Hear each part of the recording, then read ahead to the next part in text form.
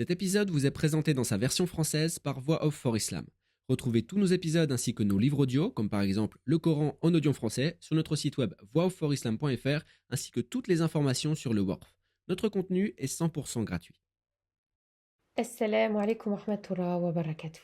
Aujourd'hui, nous allons découvrir l'histoire d'une femme unique, d'une grande femme, de la bâtisseuse de toute une nation. Elle était unique dans sa relation avec sa famille, unique dans sa relation à Dieu.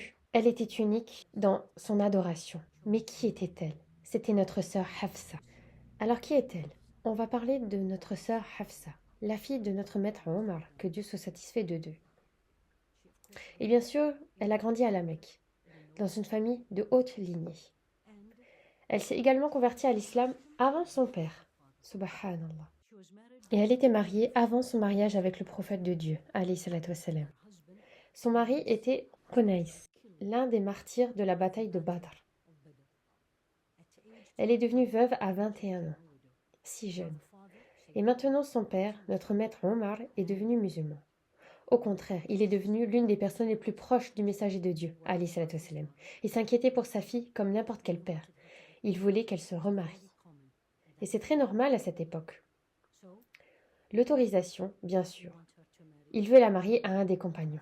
Premièrement, Omar a proposé sa fille à Uthman, le compagnon de Dieu. Mais il n'a pas donné de réponse.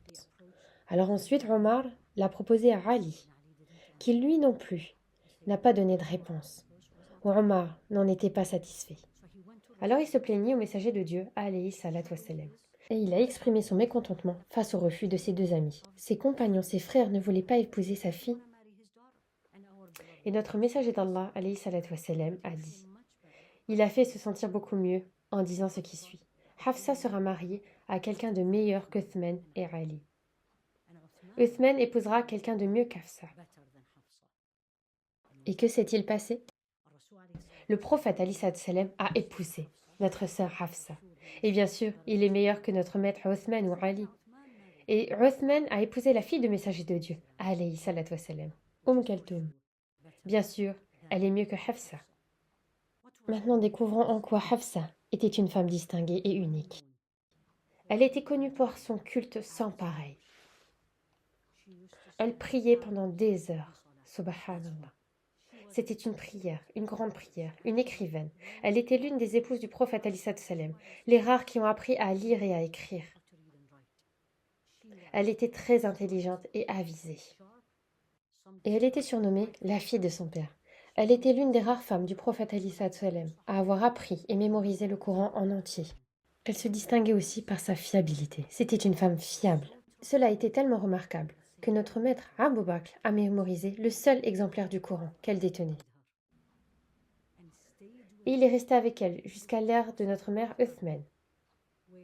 Lorsqu'il a décidé qu'il était temps d'écrire plus d'un exemplaire du Coran et de le distribuer dans les contrées avoisinantes, Voix Off for Islam est un Waqf, un projet financé par la communauté pour la communauté. Participer au Waqf, c'est contribuer à des aumônes continues comme la construction de puits, la construction d'écoles ou encore le développement du média Voix Off for Islam. Tu trouveras toutes les informations sur notre site web, clique sur le lien en description de la vidéo pour accéder directement à la page détaillée du Waqf. il a donc demandé cette copie à notre sœur Hafsa. Il lui a demandé la permission, puis elle lui a donné. Alors les scribes se rassemblèrent afin d'écrire la révélation d'Allah. Et ils ont écrit les autres versions en fonction de la version, la seule que notre sœur Hafsa avait fait. Et comme cela est prévisible, la jalousie surgira au sein de la famille du prophète, alayhi salatu wassalam. Il y avait plusieurs épouses. Et il est bien connu que notre sœur Aïcha était la plus aimée des épouses du prophète, alayhi salatu wassalam. Ainsi, étant Hafsa, la fille de notre maître Omar, elle a ressenti une telle jalousie. Alors, Omar est rentré chez sa fille et il lui a dit ce qui suit.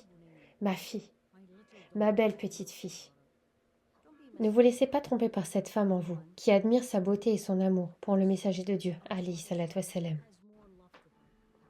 C'est-à-dire, rappelez-vous qui vous êtes et quel bien vous êtes. Notre cher Omar est parti et le messager de Dieu, alayhi salatu wassalam, a souri.